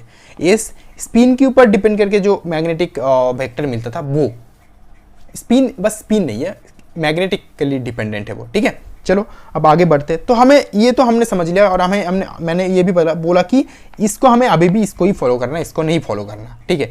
तो हमें चलो एज सिलेबस में तो मैं थोड़ा बता देता हूँ कि पाउली एक्सक्लूशन प्रिंसिपल क्या है। पाउली एक्सक्लूशन प्रिंसिपल बहुत सिंपल है। अगर हम सिंपल शब्द में बोले कि एक सिस्टम है, एक एटम या आयन जो भी है, उसमें 2 इलेक्ट्रॉन्स अगर रहेंगे, कोई भी 2 इलेक्ट्रॉन्स लो, 10 इलेक्ट्रॉन, 100 इलेक्ट्रॉन, 200 इलेक्ट्रॉन, कितने भी इलेक्ट्रॉन्स हो, कोई भी 2 इलेक्ट्रॉन्स का कितने क्वांटम नंबर होते हैं एक्सप्लेन करने के लिए, कितने इलेक्ट्रॉन कितना क्वांटम नंबर चाहिए, 4, मिनिमम 4। तो किसी भी 2 इलेक्ट्रॉन का चारों quantum number same to same नहीं होगा, 3 भी सेम हो सकता है, 3 इसका 3 कॉपी पेस्ट सेम होगा, चौथा दोनों का अलग होगा। ये है उसका डेफिनेशन। और इसको बहुत इजी एक एग्जांपल ले रहा हूं मैं, हीलियम एटम। तो 2 इलेक्ट्रॉन है, तो एन, इसको मैं डिफाइन कर, एन एल एम एल और एम एस, है ना, ये चीजें है ये। तो इसमें एन की वैल्यू क्या है, 1 है फर्स्ट इलेक्ट्रॉन का। Okay, 1 electron 2 electron. तो फर्स्ट इलेक्ट्रॉन में एन की वैल्यू क्या है, चलो ये फर्स्ट इलेक्ट्रॉन है, सेकंड इलेक्ट्रॉन। फर्स्ट इलेक्ट्रॉन का एन की वैल्यू है 1, सेकंड इलेक्ट्रॉन का एन की वैल्यू है 1। ऑर्बिटल कौन सा है, एस ऑर्बिटल, मतलब एल की वैल्यू क्या होती है, 0 0, क्लियर। देन एम एल की वैल्यू क्या होंगी, यहाँ पे एम एल की वैल्यू होंगे एस ऑर्बिटल। तो अगर एल की वैल्यू 0 है तो एम एल की वैल्यू क्या होती है, -L2 + L। तो और टोटल वैल्यू कितने रहते हैं, टोटल वैल्यू रहते 2L + 1। अगर L = 0 है तो यहाँ पे क्या होगा, टोटल वैल्यू एक ही तो रहेगा ना, तो एक ही ml की वैल्यू वो क्या है, वो जीरो ही है दोनों के लिए, दोनों इलेक्ट्रॉन के लिए ml की वैल्यू भी जीरो। चौथा जो केस है स्पिन के ऊपर dependent magnetic moment, magnetic vector, वो अलग होगा। एक दो अलग अलग इलेक्ट्रॉन, एक इलेक्ट्रॉन का स्पिन होगा plus half, plus s2 minus s मैंने बोला था, दूसरे इलेक्ट्रॉन का स्पिन होगा माइनस हाफ। इट्स ओके ना, इट्स क्लियर ना, राइट, ओके डन। तो ये था हमारा जो चारों फंडा, तीन जो पिलर्स थे वेक्टर एटॉमिक मॉडल का, वो हमने समझ लिया।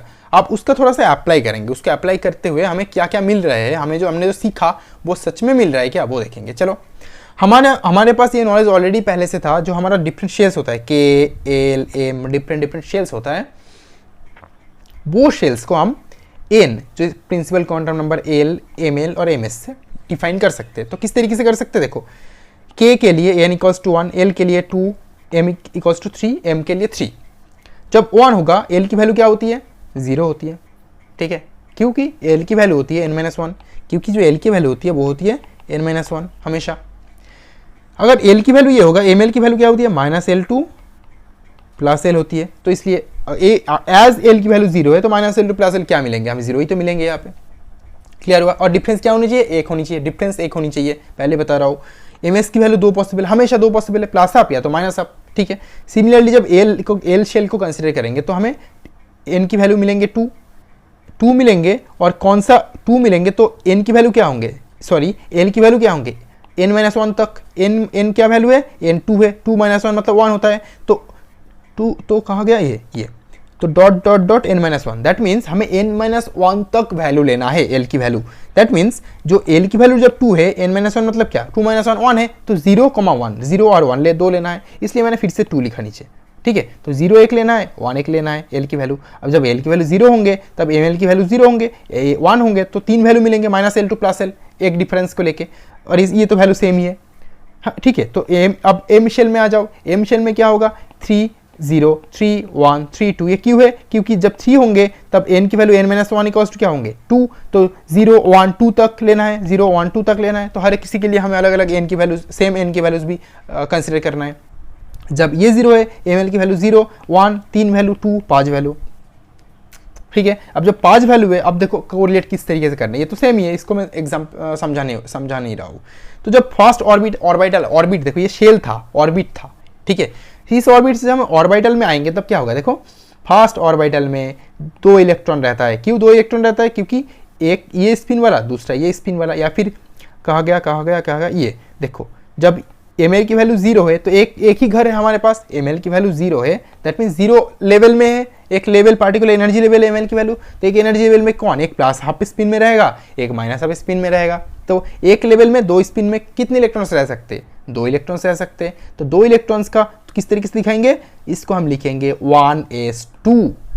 Clear. Second orbit, second shell में आ जाओ, ये वाला, तो इसमें क्या होगा, जो 0 होंगे, 0 एक एनर्जी लेवल, 2 इलेक्ट्रॉन, 2s2। उसके बाद क्या आ रहा है, 3 एनर्जी लेवल, 2 इलेक्ट्रॉन हर एक एनर्जी लेवल पे, तो कितने पॉसिबिलिटी, 1 2, एक एनर्जी लेवल में 2 इलेक्ट्रॉन, 2 2 2 6 इलेक्ट्रॉन, 2p6 इसलिए होता है। सिमिलरली जो 3 होती है, देखो 3s2 3p6, और ये 5 मतलब 3d 5 × 3d 10, इस तरीके से होता है। और जो टोटल नंबर ऑफ इलेक्ट्रॉन्स एक शेल में होता है वो 2n² फॉर्मूला यूज कर किया जाता है। n की वैल्यू पुट कर देना, तो टोटल कितने इलेक्ट्रॉन्स उस पार्टिकुलर सिस्टम में रहेगा वो निकल जाएगा। तो जैसे कि फर्स्ट में 2 इलेक्ट्रॉन्स रहते हैं, एरिक और सेकेंड शेल में कितने रह सकता है, 8 रह सकता है, 2n², n की वैल्यू 2 पुट करोगे तो। थर्ड में कितने रह सकते हैं, 3² मल्टीप्लाइड टू 18, तो टोटल समीशन करो 10 + 6 + 2 18 होता है। तो इस तरीके से हमने कोरिलेट कर लिया जो हमें पता था, और हमने जो सीखा दोनों को, ऑर्बिट और ऑर्बिटल किस तरीके से कोरिलेटेड होता है वो हमने ऑलरेडी देख लिया। अब हमें वेक्टर मॉडल में कपलिंग और एटॉमिक स्टेट्स को समझना है। तो कपलिंग स्कीम क्या होती है और एटॉमिक स्टेट्स क्या होती है कोई भी वेक्टर मॉडल में। हमने वेक्टर मॉडल्स का पिलर तो समझ लिया, अब इसको समझना है। देखो बहुत सिंपल चीजें हैं। हम जब एक एटम को कंसीडर करते हैं, हो सकता है उस एटम में एक इलेक्ट्रॉन हो सकता है उस एटम में मल्टीपल इलेक्ट्रॉन हो। अगर सिस्टम में एक ही इलेक्ट्रॉन रहेगा तो उस एक ही इलेक्ट्रॉन सिस्टम के लिए बस एक काफी है, कोई भी एक थ्योरी काफी है। तो उसके लिए हमें क्वांटम नंबर या फिर जो क्वांटाइज्ड वेक्टर होती है एक पार्टिकुलर डायरेक्शन में, एक इलेक्ट्रॉन के लिए एक डायरेक्शन ही तो होगा पार्टिकुलर, तो एक पार्टिकुलर डायरेक्शन का क्वांटम वेक्टर या फिर एक पार्टिकुलर क्वांटम नंबर से अब एक नहीं, 4 पार्टिकुलर क्वांटम नंबर से हम उसको एक्सप्लेन कर सकते हैं अगर वो एक इलेक्ट्रॉन रहा तो। लेकिन जो एटम होते हैं, मल्टी इलेक्ट्रॉनिक एटम होती है, मोर देन 1 इलेक्ट्रॉन जिस एटम में रहता है, for example helium, neon, lithium, beryllium, उस पार्टिकुलर एटम में थोड़ी हमें एक इलेक्ट्रॉन रहता है, मोर देन 1 इलेक्ट्रॉन रहता है, तो सारे इलेक्ट्रॉन्स का क्वांटाइज्ड वेक्टर का कंसिडर करना है ना। सारे इलेक्ट्रॉन्स का वेक्टर क्वांटिटी हमें कंसिडर करना है। एक इलेक्ट्रॉन का वेक्टर डायरेक्शन इस तरफ है, दूसरे का इस तरफ, तीसरे का इस तरफ है, तो सबको कंसिडर करना है। और सारे एज एक ही सिस्टम का पार्ट है, तो हमें पूरे सिस्टम का जो टोटल क्वांटाइज्ड वेक्टर्स मिलेंगे उसका रिजल्टेंट एवरेज वैल्यू लेना है, ताकि एटम तो एक ही है, एटम एक ही में different electron different direction show कर रहा है, वेक्टर क्वांटिटी शो कर रहा है, तो हमें उसका एक रिजल्टेंट वैल्यू लेना है।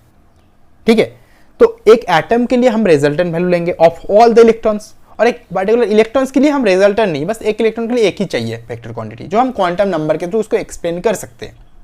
क्लियर हुआ? अब इसीलिए जब हम इलेक्ट्रॉन या फिर एक इलेक्ट्रॉनिक सिस्टम को समझेंगे, एक इलेक्ट्रॉन को समझेंगे, तब देखो स्मॉल लेटर में लिखा हुआ एल, एस, जे, एस, पी, डी, एफ, हर एक चीज स्मॉल लेटर में यूज करेंगे डिफ्रेंशिएट करने के लिए। लेकिन जब हम मल्टी इलेक्ट्रॉनिक सिस्टम को समझाएंगे या फिर एटम को समझाएंगे, एटॉमिक स्टेट्स को समझाएंगे, तब कैपिटल लेटर में यूज करेंगे। कैपिटल लेटर में यूज करना और स्मॉल लेटर में यूज करने में डिफरेंस यही है, जब हम कैपिटल लेटर में यूज करेंगे तो वो सिस्टम में मल्टी इलेक्ट्रॉनिक इंटरेक्शन होगा, उस सिस्टम में मोर देन 1 वेक्टर प्रेजेंट रहेगा, और हमें उस सिस्टम का रिजल्टेंट वैल्यू लेना है, नॉट ए सिंगल वैल्यू।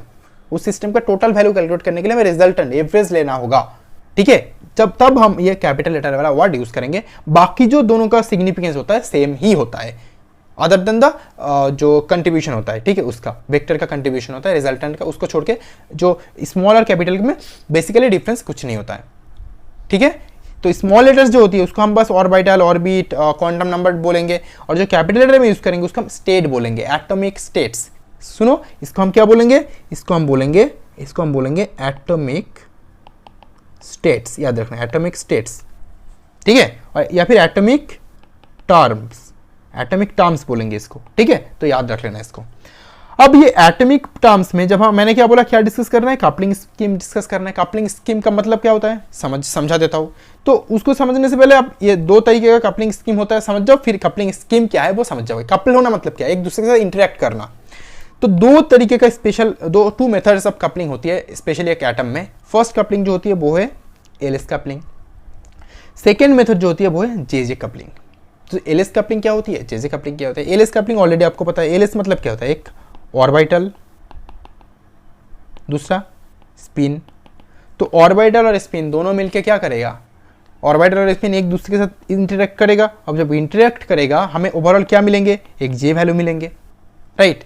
तो जे वैल्यू मिलेंगे तो वो होगा हमारा total spin orbit coupling constant. J को हम क्या बोलते हैं, स्पिन ऑर्बिट कपलिंग कांस्टेंट, याद रखना। ठीक है, क्योंकि ये जे स्पिन और ऑर्बिट का कपल होके बनता है, इसलिए हम इसको बोलते हैं spin orbit coupling constant. Clear हुआ? अब सेकेंड जो केस है वो जे कपलिंग। जे कपलिंग मतलब क्या, देखो यहाँ पे ये दोनों मिलके जे बना रहा है और यहाँ पे दोनों जे का कपलिंग हो रहा है, अलग बात है। तो ये जो सिस्टम के लिए ये जो चीज़ें एप्लीकेबल होती है, ये जो सिस्टम है जो लाइटर सिस्टम होती है, ये जो सिस्टम है ना, जो लाइटर सिस्टम होती है उनके लिए अप्लाई होता है ये एलएस कपलिंग। और जो हेवियर सिस्टम मतलब जिस सिस्टम में न्यूक्लियर चार्ज बहुत ज़्यादा होती है, न्यूक्लियर चार्ज मतलब क्या, जो हेवियर सिस्टम होती है उसमें होता है जे कपलिंग। तो एक जे में एक एल प्लस एस है, दूसरे जे में दूसरा एल प्लस एस है। तो एक एल प्लस एस के साथ दूसरा एल प्लस एस का जब इंटरेक्शन होगा, कपलिंग होगा, तब हम उसको बोलेंगे जे कपलिंग। समझ में आई बात, डिफरेंशिएट कर पा रहे हो ना। यहाँ पे एल एस कपलिंग होके जे बन रहा है और यहाँ पे 2 जे का कपलिंग होके जे कपलिंग बन रहा है। क्लियर? ये लाइटर के लिए एप्लीकेबल है, ये हायर हेवियर के लिए एप्लीकेबल है। अब आ जाओ पहले एल एस कपलिंग को डिस्कस कर लेते हैं डिटेल्स में। एल एस कपलिंग को डिस्कस करने से पहले एल और एस के बारे में हमें जानना है पूरे डिटेल्स में। और देखो ये कैपिटल एल कैपिटल एस है, स्मॉल नहीं है, मतलब ये एटॉमिक स्टेट्स है, और ये उसके ऊपर एरो है, मतलब ये वेक्टर क्वांटिटी है जिसका कपलिंग हम करवाएंगे। कपलिंग मतलब इंटरेक्ट करना होता है। ठीक है, पहले एल जो ऑर्बिटल कपलिंग होता है उसको हम डिस्कस कर लेते हैं। तो मैंने थोड़ी देर पहले आप ऑलरेडी बताया था, जो स्मॉल एल होती है क्या होती है, वो small l vector equals to l into s by 2 pi.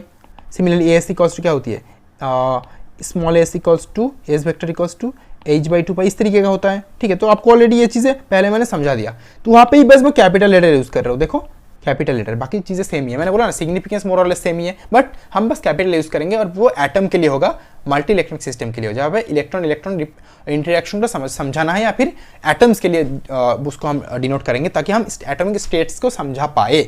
Done. तो जो फर्स्ट एल की वैल्यू, हम एल को हम जानेंगे, एल के बारे में हम जानेंगे, एल क्या है। तो ऑलरेडी आपको पता है ये क्या है, एक ऑर्बिटल एंगुलर मोमेंटम वेक्टर है, ऑर्बिटल एंगुलर मोमेंटम वेक्टर है, ऑर्बिटल एंगुलर मोमेंटम वेक्टर है, ठीक है।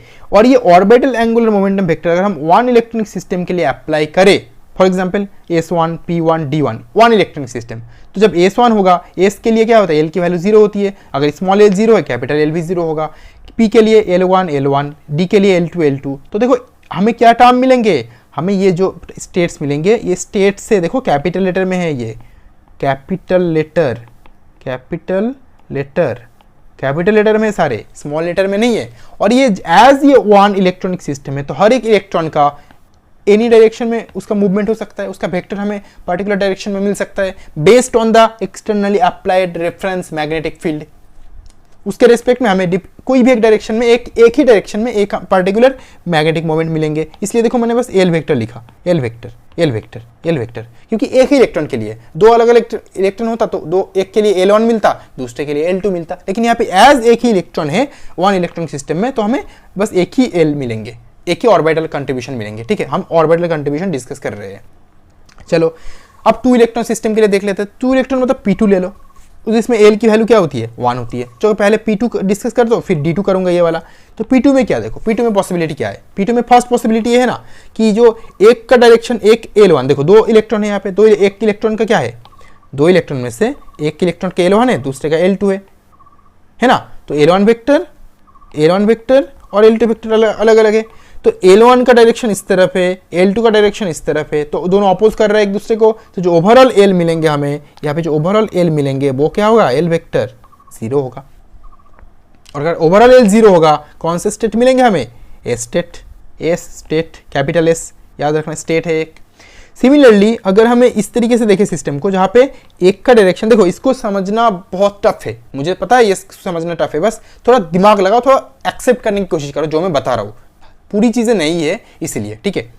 इसमें देखो जो L1 वेक्टर इस डायरेक्शन में, L2 वेक्टर इस डायरेक्शन में, तो रिजल्टेंट किस डायरेक्शन में होगा, वेक्टर तो अपने पढ़ा होगा क्लास 12 में, 11 12 में, तो ओवरऑल डायरेक्शन इस तरफ होगा, एक ओवरऑल इस तरफ, देखो L1 इस तरफ, L2 इस तरफ, तो ओवरऑल रिजल्टेंट किस तरफ होंगे, इस तरफ। तो जो रिजल्टेंट वेक्टर का वैल्यू है L वेक्टर, उसका वैल्यू क्या है, L1 equals to L vector equals to क्या होगा, L वेक्टर इक्वल्स टू 1। अगर 1 होगा तो कौन से स्टेट होंगे हमें मिलेंगे P state, sorry capital letter में P है, ये P स्टेट।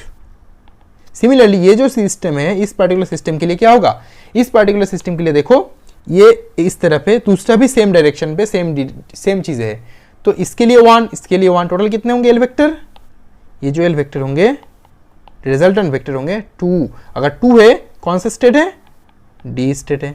क्लियर हुआ 2 इलेक्ट्रॉन सिस्टम के लिए। सिमिलरली अगर मैं थोड़ा और कॉम्प्लिकेटेड सिस्टम लूँ, D2 सिस्टम लूँ, जहाँ पे L इक्वल्स टू 2 है, देख लेते हैं। इस डायरेक्शन में L2, L1 इस डायरेक्शन में, L2 इस डायरेक्शन में, दो इलेक्ट्रॉन है ना, तो दोनों का वैल्यू L इक्वल्स टू 2 है, तो इसका वैल्यू भी 2 है, इसका वैल्यू भी 2 है। एज दोनों एक दूसरे को अपोज कर रहा है, एक दूसरे को अपोजिट डायरेक्शन में जा रहा है, तो ओवरऑल L क्या है, रिजल्टेंट L 0 होगा, तो ये स्टेट है। सिमिलरली जो सेकंड केस है, जिसमें L1 को मैंने इस डायरेक्शन पे लिया, L2 को मैंने इस डायरेक्शन पे लिया, इस और इस डायरेक्शन में लेंगे, ओवरऑल रिजल्टेंट डायरेक्शन किस तरफ होगा, इस तरफ होगा। तो इसलिए देखो ओवरऑल L जो है इसको मैंने इस तरफ दिखाया, तो इस तरफ अगर दिखाना है तो उसके लिए हमें L वेक्टर जो रिजल्टेंट वैल्यू मिलेंगे वो है 1। अब ये बोलोगे मैंने इसी एंगल पे इस तरीके से क्यों किया था कि ये 1 मिले, हमें मुझे कैसे पता कि इस डायरेक्शन में रिजल्टेंट होगा, लिखूंगा तो हमें 1 मिलेंगे। एक्सेप्ट कर लो, मैं बता रहा हूँ एक्सेप्ट कर लो, बाकी चीज़ें नेक्स्ट धीरे धीरे देखो, ये वाला जब समझाऊंगा थोड़ा सा एक्सेप्ट कर पाओगे इसको। फिर इसमें देखो हमारा एल इक्वल्स टू 1 नहीं, एल इक्वल्स टू एल की ओवरऑल जो रिजल्टेंट वैल्यू है ना, इसको मुझे बढ़ाना है, घटाना नहीं है। इसलिए मैंने क्या, इसमें जो एंगल था इस एंगल को थोड़ा बढ़ा दिया। देखो ये एंगल और ये एंगल, देखो यहाँ पे एंगल देखो, बढ़ा दिया इसको, तो इसको सीधा रखा, इसको थोड़ा बढ़ा दिया एंगल को। अगर बढ़ा दिया जब, तो टोटल जो एल की ओवरऑल रिजल्टेंट वैल्यू हमें मिलेंगे L1 L2 और रिजल्टेंट जो वैल्यू मिलेंगे वो देखो बढ़ गया थोड़ा सा। तो जब बढ़ जाएगा 2 हो जाएगा तो D मिल गया हमें। बस क्वालिटेटिवली देखो इसको, क्वांटिटेटिवली नहीं, ठीक है। फोर्थ ले लो, इसको मैंने और एंगल को बढ़ा दिया, देखो इस तरफ डन। तो ये देखो और बढ़ा दिया तो एल की वैल्यू 3 आ गई, मतलब ए टर्म। अब इसको पूरा बढ़ा दिया दोनों को, फिर रिजल्टेंट इस तरफ है, तो इसलिए देखो एल इक्वल्स टू 5 मतलब जी 4, दैट मीन्स जी स्टेट है। क्लियर हुआ? तो ये 2 इलेक्ट्रॉनिक सिस्टम के लिए। सिमिलरली आप 3 इलेक्ट्रॉनिक सिस्टम के लिए भी कर सकते हो, जो मैं करूंगा नहीं क्योंकि ये किसी काम का नहीं है अभी, बस समझ चीज़ों को समझने के लिए, ठीक है, कि किस तरीके से जो वेक्टर क्वांटिटी होता है वो काम करता है सिस्टम में। क्लियर हुआ? तो ये एल की वैल्यू है वो देखो हर जगह 2 2 2 2 2 हर जगह 2 2 है। एल इक्वल्स टू 1 है, 1 1 1 1 1 1 है। तो ये एल की वैल्यू डिपेंडेंट होती है ये 2 इलेक्ट्रॉनिक 3 इलेक्ट्रॉनिक सिस्टम के लिए। सिमिलरली आप पॉली इलेक्ट्रॉनिक, सिमिलरली आप अगर लेना है आपको पॉली इलेक्ट्रॉनिक सिस्टम के लिए भी कर सकते हो, ठीक है, जिसमें L1 होगा, L2 होगा, L3 होगा, L4 होगा, डॉट डॉट बहुत सारे वैल्यूज होंगे, सबको आपको कंसीडर करना है, जो बहुत कॉम्प्लिकेटेड हो जाता है क्योंकि 2 इलेक्ट्रॉनिक सिस्टम करते हुए देखो क्या हालत हुई है अभी D इलेक्ट्रॉन। अगर F2 करते तो और ज़्यादा स्ट्रक्चर्स आते हैं हमें, ठीक है, और ज़्यादा स्ट्रक्चर्स मिलते हैं। यहाँ पे D के लिए 5 मिला, F के लिए 7 मिलता, G के लिए 10 मिलता, इस तरीके का, ठीक है।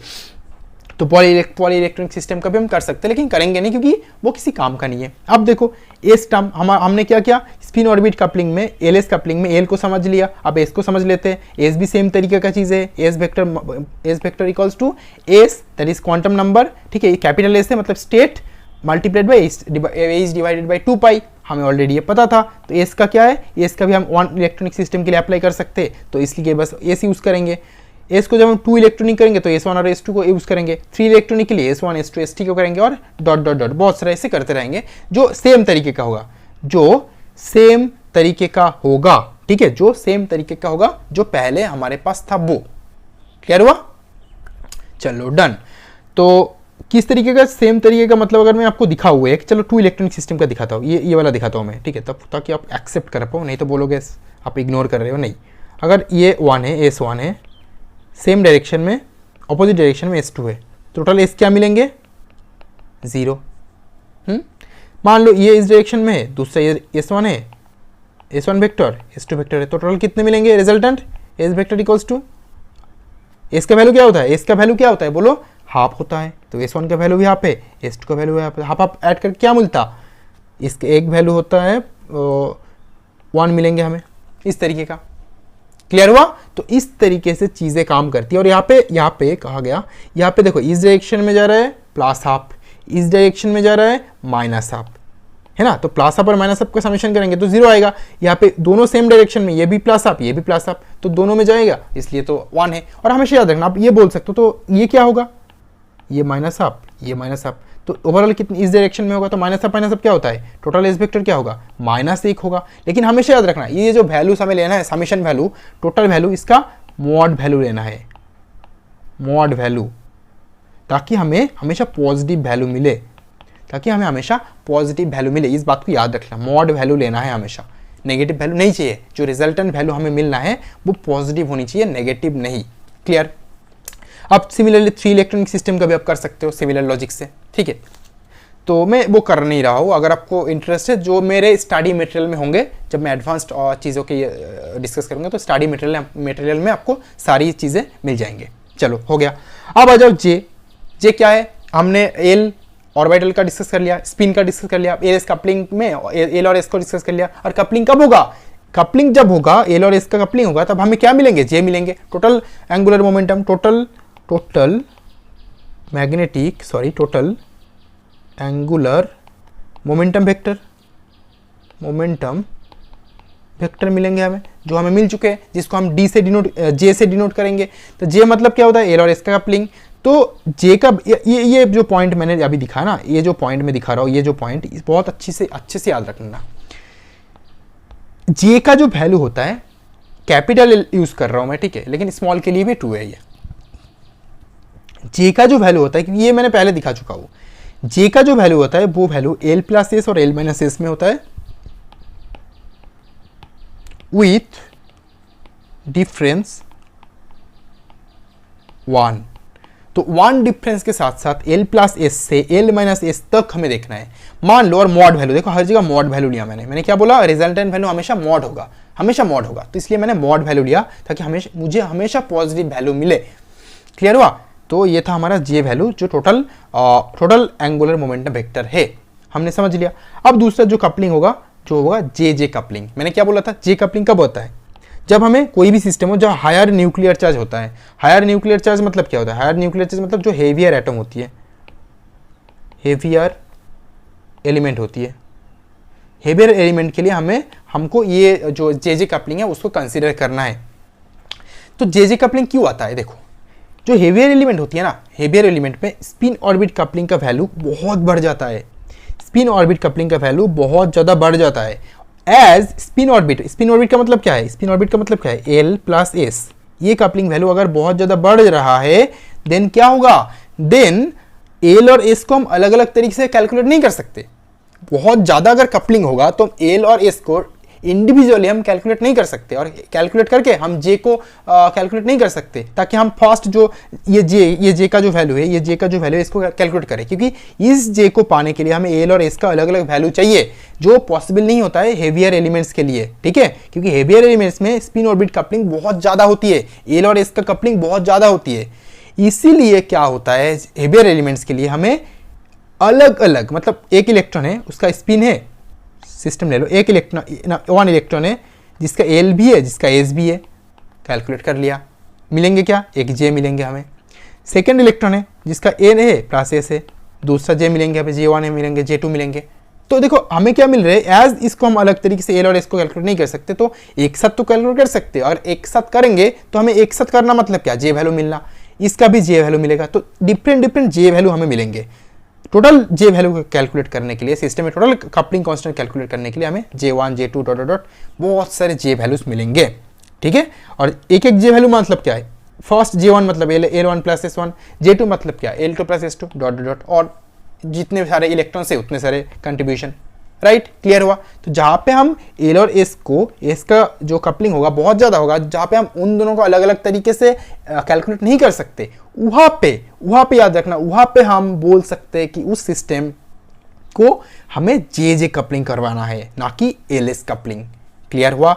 आप एल एस कपलिंग के एग्जाम्पल, चलो जे कपलिंग के एग्जाम्पल देते हैं। मान लो S1P1 कन्फिगरेशन एक, ठीक है, S1P1 just for example S1P1 configuration है, तो for S1 L1 equals to 0, S1 तो S1 जो है वो प्लस हाफ है, J1 जो है 0, और दोनों को समेशन करना है 0 प्लस 1। ठीक है, हो गया, तो मिलेंगे हमें हाफ, J1 मिल चुके हैं, तो J1 एक है। सिमिलरली P के लिए L2 जो है वो 1 है। ठीक है, और क्योंकि L वैल्यू क्या होती है, P के लिए 1, S के लिए L वैल्यू 0 होती है, इसलिए तो सेकंड जो S2 होगा वो हाफ होगा, एक इलेक्ट्रॉन के लिए एक ही हाफ होता है। फिर J2 क्या होगा, दोनों को समेशन करना है। अब देखो अगर L और S का 2 वैल्यू मिल रहा है, मैंने क्या दिखाया अभी थोड़ी देर पहले, J का वैल्यू क्या होता है, L प्लस एस से L माइनस एस तक होता है, तो यहाँ पे मैंने L प्लस एस से L माइनस एस क्यों नहीं लिया, क्योंकि L का वैल्यू ऑलरेडी 0 है, तो लोगे तो फर्क नहीं पड़ेगा कुछ। ठीक है, यहाँ पे देखो L के वैल्यू 0 नहीं है, 1 है, तो 1 plus half dot dot dot 1 minus half कर दिया मैंने, तो 1 प्लस हाफ मतलब 3/2 होता है, 1 माइनस हाफ मतलब 1/2 होता है, तो अंदर का डॉट डॉट डॉट में तो और भी टर्म्स होंगे ना, लेकिन मैंने क्या बोला था, डिफरेंस 1 होनी चाहिए। तो देखो 3/2 और 1/2 में डिफरेंस क्या है, 1 ही है, तो बीच का टर्म हमें नहीं लेना है। और अगर डिफरेंस यहाँ पे मान लो -1/2 होता तो यहाँ पे हाफ लेना पड़ता हमें, तो बीच का टर्म इसलिए नहीं ले रहा हूँ क्योंकि ऑलरेडी डिफरेंस इनका 1 है। क्लियर? तो इसमें क्या होगा, जो फर्स्ट J1 है, ये J1 है, वो J2 के साथ करेगा, J2 के साथ इंटरेक्शन करेगा, फिर J2 के जो ये वैल्यू है इसके साथ करेगा, मतलब J1 मतलब हाफ जो है ये इसके साथ करेगा, फिर ये इसके साथ करेगा, एक हो गया। फिर ये हो गया हमारा फर्स्ट J1 सिस्टम के लिए। फिर और इंटरेक्शन सिस्टम में पॉसिबल और इंटरेक्शंस होंगे, वो उसमें भी पार्टिसिपेट करेगा। इस तरीके से 4 इंटरेक्शन करेगा, लेकिन 4 किस तरीके से करेगा अगर मैं उसको समझाने लगूँ तो चीज़ों को बहुत कॉम्प्लिकेटेड करना होगा आपके लिए। ठीक है, जो आपके जैम के सिलेबस में नहीं है और बेसिक में जानना भी नहीं है आपको। ठीक है, तो आई होप इतना काफ़ी रहेगा आपको जो वेक्टर मॉडल को समझने के लिए कि वेक्टर मॉडल किस तरीके से काम करता है। इसके बाद हम ग्राउंड स्टेट टाइम सिंबल किस तरीके से ढूंढते हैं वो देखेंगे, माइक्रो स्टेट ढूंढना देखेंगे। उसके बाद सीधा डिस्कस करेंगे Zeeman effect and anomalous Zeeman effect. उसके बाद हम मॉडर्न क्वांटम थ्योरी में घुस जाएंगे। ठीक है, जो ब्लैक बॉडी रेडिएशन से स्टार्ट करके एकदम डीप में। फिर हम देखेंगे कि photo electric effect, Compton effect, like that, all those things. Done. तो चलो अभी आज यहाँ पे ख़त्म करते हैं, अगले वीडियो में मिलते हैं वो पर्टिकुलर टॉपिक को लेके। ओके।